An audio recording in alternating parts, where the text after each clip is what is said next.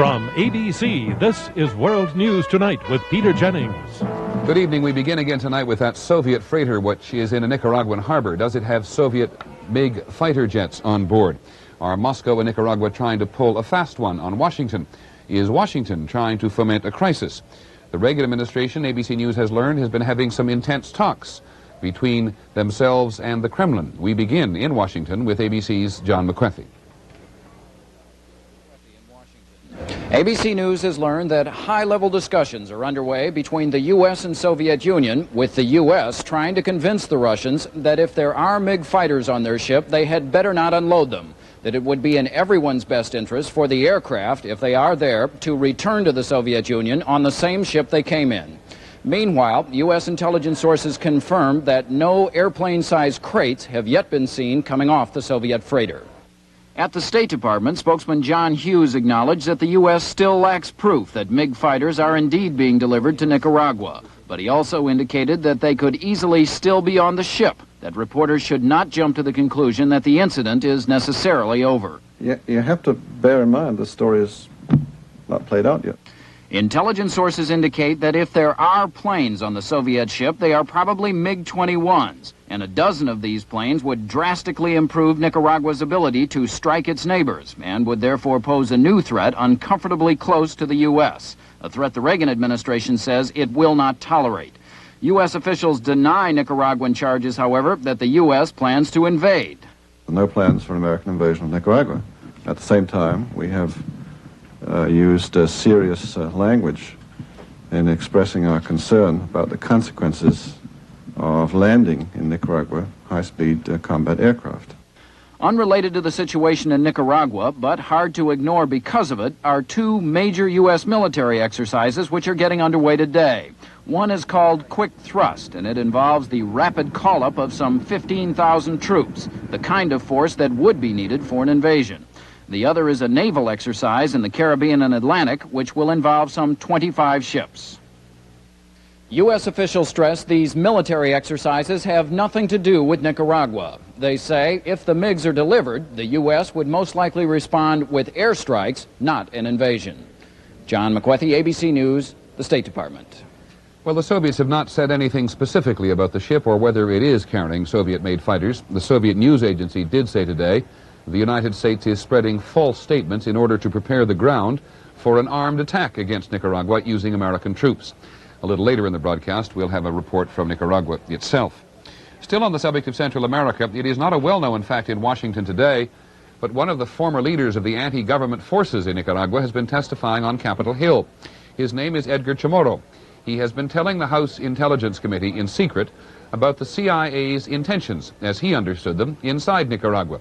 Before going to Washington, Mr. Chamorro was talking to ABC's Peter Collins in Miami. This is the Nicaraguan rebel force created and paid for by the CIA. The administration has always said the force is not intended to overthrow the Sandinista regime. But let us be clear as to the American attitude toward the government of Nicaragua.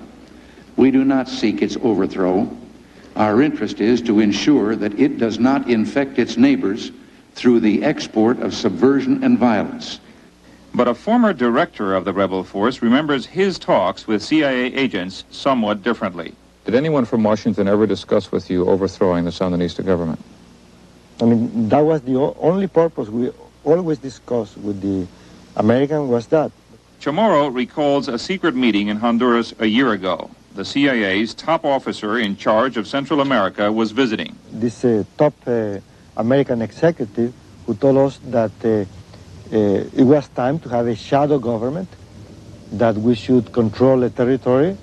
The shadow government would be set up in a captured corner of Nicaragua. The U.S. would recognize it and would encourage other Central American governments to help the rebels. At the same time, the CIA was telling them how to sell their project to the American public.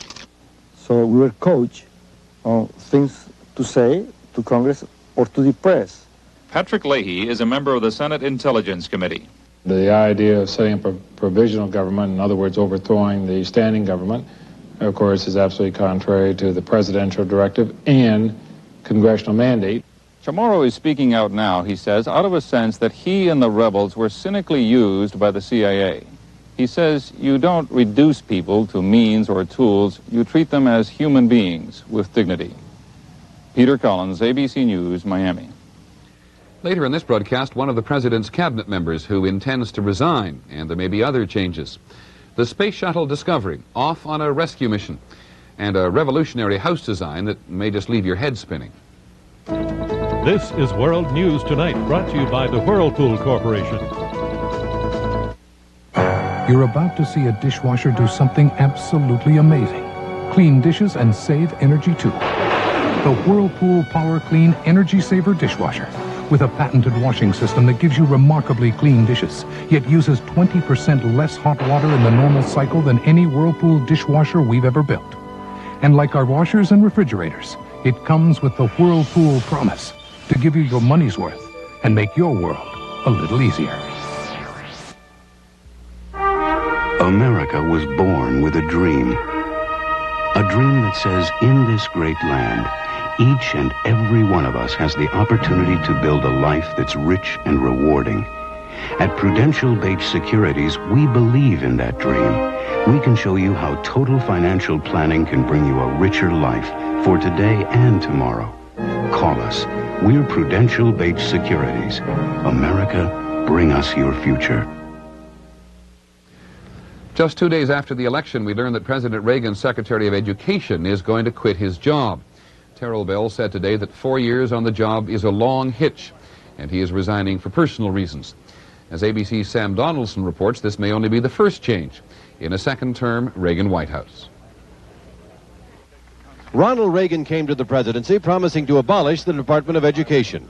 But now, after nearly 4 years, the only thing changing is the department head. Terrell Bell said he's stepping down for personal reasons. He praised the president's commitment to school reforms and a continued federal role in education. The president accepted the resignation with deep regret. And the question now is, who's next? It is believed Secretaries of State Schultz, of Defense Weinberger, and of Treasury Regan will all stay. But others may not be so certain. Labor Secretary Donovan, on leave while under criminal indictment, says he'll be back. But many are betting he won't, even if he's acquitted. Jean Kirkpatrick has let it be known she wants out of her post as UN ambassador. She'd like to be Secretary of State, but if that doesn't open up, she might move to the White House post of National Security Advisor, which would mean Robert McFarlane would have to be given another job. CIA Director William Casey has the president's promise he can stay as long as he wants. But a growing anti-Casey faction in the administration hopes that won't be for very long at all. And there are reports that Housing and Urban Development Secretary Samuel Pierce wants out. But Chief of Staff James Baker said today Pierce has agreed to stay on. I know specifically that the president spoke to Secretary Pierce and wants him to stay. And he's planning to stay. Now, I'm not going to stand here and run through each one. I've told you I know of no plans for anybody to leave. With all respect to you, that's what you told us yesterday, and today Terrell Bell has resigned. Well, that's possible, and tomorrow someone else might decide that they can't stay. And I don't. And what if Baker himself, widely thought to want to move on? Well, what I've said all along, Sam, is that I am going to do what the president wants me to do, and I think the president wants me to stay, and I'm going to stay. Changes or not, the cast of players in the second Reagan term will probably resemble that of the first in at least two important respects. There will be enough conservative ideologues to maintain the same political flavor, and enough hard-nosed pragmatists to continue to make things work. Sam Donaldson, ABC News, Santa Barbara. George Will is with us tonight from Washington. George, you have heard Sam's report. Let me ask you if you see any particular personnel problems at the White House. Well, they have a kind of gridlock in Washington, I'm afraid, Peter. To begin with, Jim Baker served a long time in a very grinding job, would probably like to run something of his own, possibly the CIA. But Bill Casey, who differs with Mr. Baker on a number of issues, would probably stay at the CIA just to block Jim Baker. Jean Kirkpatrick has been at the UN 4 years. Lord knows she's suffered enough. She might like Bud McFarlane's job, and Bud, some people say, would like to be ambassador to Israel. What do you mean she's suffered enough?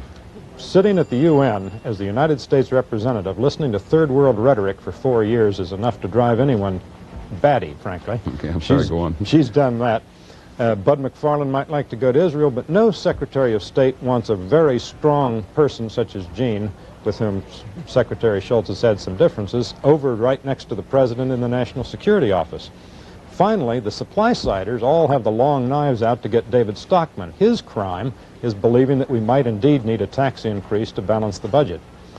So Washington, I guess, after the election is getting back to normal, which means it's a rather decorous jungle at the moment. George, in your experience, why does anyone really leave one of these cabinet jobs except to go make some money? Well, sometimes I wonder, Peter, how we get good, competent men like Ted Bell to come here in the first place. They uproot their families, they plunge into the Washington real estate market for the privilege of working for not great pay, long hours, being pounded upon by interest groups, having their privacy invaded by the confirmation process, and at the end of long days they have to go out to dinner parties, and frankly most sensible people would rather go to the dentist than to the average Washington dinner party. George, thank you very much. Of course, they continue to do it. Changes in personnel are not the only thing being worked on these days at the White House. The budget is getting a pretty good close look as well. As our economics editor Dan Kortz tells us in tonight's Money Matters, it didn't take long before reports of possible changes in the tax system began to surface. President Reagan has long insisted he won't accept any tax increases. Over my dead body. And a Newsweek report that Budget Director David Stockman and White House aide Richard Darman have devised a tax reform plan that would also bring in more revenue was firmly denied by the administration today. December, I'm not aware of anybody else working on any tax simplification plan or any other tax. Well, what if Darman and Stockman should present such a plan to the president? Well, I don't think that's going to happen. But a study group under Treasury Secretary Donald Regan has been reviewing tax reform options that include cutting or eliminating some deductions now in the law. For example, if the deduction for interest on loans other than home mortgages were dropped, that would bring in $9 billion more in taxes during the coming fiscal year. If company contributions to employee pension programs, which are now tax exempt, were treated as income, that could bring in as much as $66 billion. Thus, personal income tax rates could be cut substantially, but taxpayers' overall bills might still go up. Sources close to the president, though, say it will be months before a tax package will be sent to Congress. Meantime, we can expect many more rumors and denials. On Wall Street, the Dow Jones Industrial Average fell 4.5 points, extending its post-election slump. That's Money Matters for Thursday. I'm Dan Kortz. And speaking of money, when we return, trying to raise some for John DeLorean. Not long ago, in an ancient town not far from Rome, some European restaurateurs gathered to taste some imported wines. The wines were all of high quality. Buono. But one wine in particular attracted special attention. Elegante. A wine from America. Questa è un'uva della California. When asked to guess the price of the wine, 10.000. most of the tasters guessed between $7 and $10. Penso 15. Except that is for one. An Italian restaurateur named Francesco Giambelli. Nemmeno $3. How could Signor Giambelli have been so sure about the price of the California wine? Because the wine the tasters chose that day Gallo, per favore. was the same wine he'd chosen years ago for his own restaurant in New York. The best-liked white wine ever made in America, the Chablis Blanc of Ernest and Julio Gallo. From Ernest and Julio Gallo, all the best. I'm climbing a mountain of 270,000 packages and letters, which is just about what Airborne picks up and delivers every week. 3 years ago, when Airborne started challenging Federal, this mountain was just a molehill. Then we began delivering most of our packages before 10:30 a.m. And today, more and more people are switching to Airborne than ever before. At Airborne, we'll move mountains for you. So watch out, Federal. Here comes Airborne. One day later than originally planned, the Space Shuttle Discovery took off early this morning. The astronauts are going to spend more than a week in space, and one of their missions is to save an investment. As ABC's Lynn Sherr reports, once again, the astronauts are trying for the first. From the moment it moved off the launch pad, NASA started bragging about the newest feature of the shuttle's pickup and delivery service. Liftoff of Discovery and the first flight to retrieve and return satellites from space, and the shuttle has cleared the tower. Commander Rick Houck had promised the biggest birthday candle of his life to a crew member who turned 36 today, and when the flame was spent, NASA's camera clearly caught the two rockets falling away. By this afternoon, the 5 astronauts had obviously adapted well to space. So far, so good. That's mission specialist Joe Allen. He and birthday boy Dale Gardner in the foreground will try to capture 2 communication satellites that wound up in the wrong orbit after they were deployed from another shuttle last February. Discovery's pilot, Dave Walker, will maneuver the space plane to within 35 feet of the target. We slow and slow and slow till we just coast up to it. Kind of the way you'd put your boat in the berth if you had a big sailboat and you had just paid an awful lot of money for it. Then Joe Allen, hitched up to the jet backpack, will attach a specially designed grapple fixture to the satellite. The fixture is vital because these satellites weren't designed to be retrieved.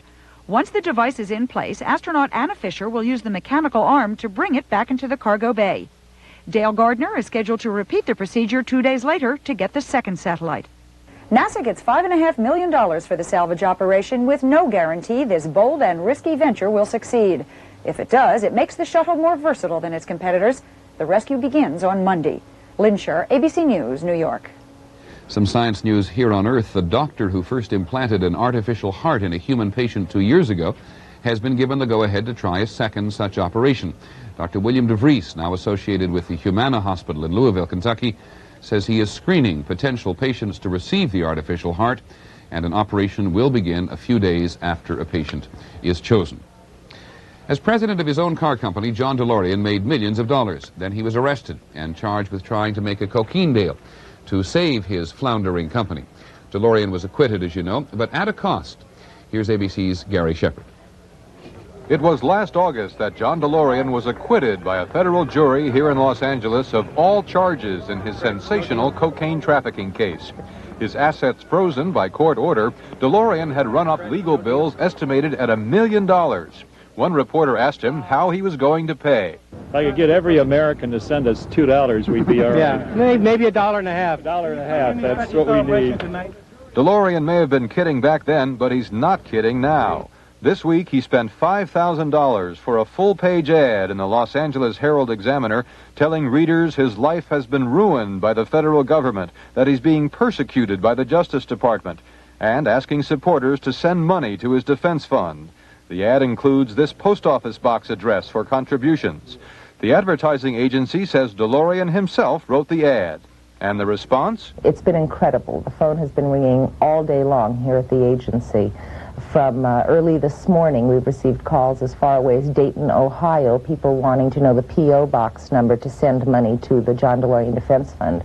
DeLorean's advertising agency says if the response to the local newspaper ad here is encouraging, the former automaker may go national with his appeal to the public for money. The ultimate goal is to raise $1 million. Gary Shepard, ABC News, Los Angeles. When we come back, that late report from Nicaragua. Nowadays, it seems everybody's comparing himself to a banker.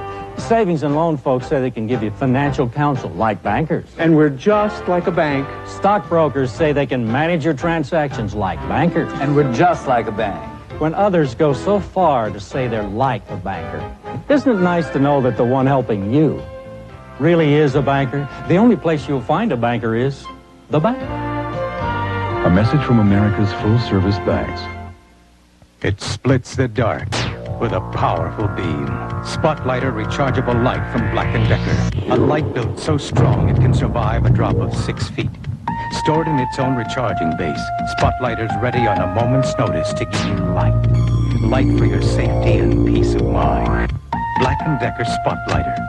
It's one utility light that does more than just shine. Also, there's Spotlighter SL2, the rechargeable personal security light from Black & Decker. Every day, all over the country, demanding test drivers put Buick Century to the ultimate test. The hill climb challenge. The suspension ordeal. The handling course. The water torture. It is, in fact, the truest test of the century. The real world. Your world. Now, wouldn't you really rather have a Buick? In the evening, ain't we got fun? You know, a Carnival cruise is more fun than anything. We have 5 fun ships, and we go to all the fun places. The Caribbean, Bahamas, Mexico. So for your next vacation, remember, sunny weather, all together, we've got the fun. Sail for 7 days on the world's most popular cruise line, Carnival Cruise Line. As we said at the beginning of the program, the United States and the Soviet Union are having some pretty intense talks about a cargo on a Soviet ship which is docked in a Nicaraguan harbor. In Nicaragua itself, all eyes are on the ship. Here's ABC's Ann Garrels. Today they were unloading the Soviet freighter Bakuriani, and access to the port area was restricted. Even though the U.S. still believes MiG fighters could be on board, the cargo unloaded so far appears to be small ammunition cases. There are no reports of boxes large enough to carry MiG fighters. Covered with tarpaulins and surrounded by tight security, the cargo is being taken to Managua in Soviet-made military trucks. If indeed the ship is carrying MiGs, U.S. diplomats say neither the Nicaraguans nor the Soviets would risk unloading them now. The Nicaraguan foreign minister says any reports of MiGs in Nicaragua are inaccurate. On the issue, I totally deny the charges that have been made all through the night last night over American television, that there's a boat coming from the Soviet Union that was bringing MiGs to Nicaragua. That's false. Yesterday, Nicaraguan anti-aircraft gunners opened up on what they claim was a U.S. spy plane flying over the port. This morning, residents in Corinto say they heard a loud bang.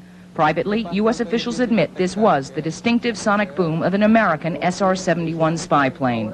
The Nicaraguans are protesting to the U.S. the second such flight in a little over a week. While a foreign minister claims the Nicaraguans have no MiGs now, he does say they will get them in the future if they need them. For months, the U.S. has charged the Nicaraguans are constructing this airfield large enough to handle advanced fighters.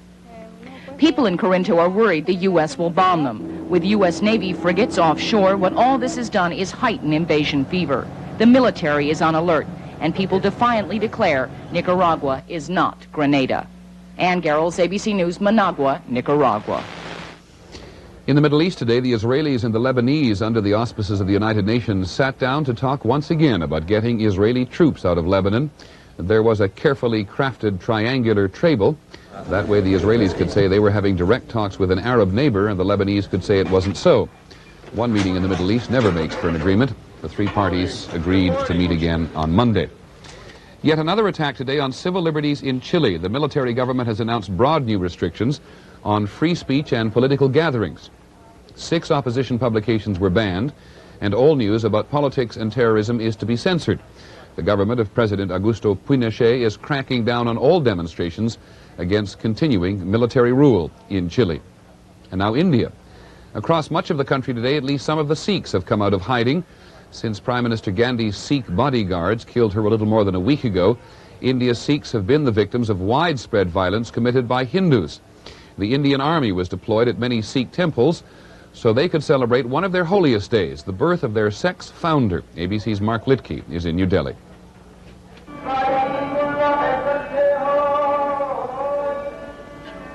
For the Sikhs, this is supposed to be a joyous day of celebration. It has been a somber day of prayers and mourning. Those wounded in the vicious attacks of the past week are still being treated in many temples. Others are still afraid to return to their homes, like these 2 boys who haven't forgotten their brush with an angry mob. To save our life, my mommy made me a girl.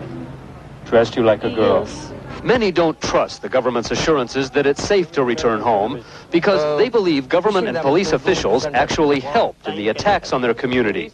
Police officials were identifying Sikh homes and families. Yes. And now leaders of Indian opposition parties are also echoing those charges, accusing authorities of gross dereliction of duty. So one cannot escape the conclusion that the people in authority are to be blamed for what has happened. It could have been avoided. Government officials call those charges baseless and malicious, but they know full well they're politically explosive for Prime Minister Rajiv Gandhi and his ruling party. So in recent days, party members have been leading highly visible marches for communal harmony. The army has remained posted to protect Sikh communities, and Rajiv Gandhi has met with Sikh leaders, promising monetary compensation to all who suffered losses. But at relief centers where thousands remain homeless, some are refusing to accept any aid, saying they've been humiliated by their own government. Sikh bitterness is not likely to end soon. And sadly, Hindus still paying homage to Mrs. Gandhi's ashes will not soon forget Sikhs were behind the assassination. Despite all the pleas for harmony here, the religious animosities that plagued the end of Indira Gandhi's life will remain India's most pressing problem for some time to come. Mark Litkey, ABC News, New Delhi. When we come back, we'll report on a house that is revolutionary. To help American business remember better what American business has to remember, help is on the way. Introducing Elephant Premium Floppy Disks for Business. They're designed to protect your data when other disks won't. Elephant Premium Floppy Disks, because Elephant never forgets. This year, 1 out of every 6 cars will need to have its brakes repaired. That's why at Midas, we offer a free brake inspection. If your car needs work, you know it's being done by experts. 500,000 people a year have their brakes fixed at Midas, and we're glad to have the business. But more important, we appreciate the trust. Trust the Midas touch. I'll never vacuum my bedroom again.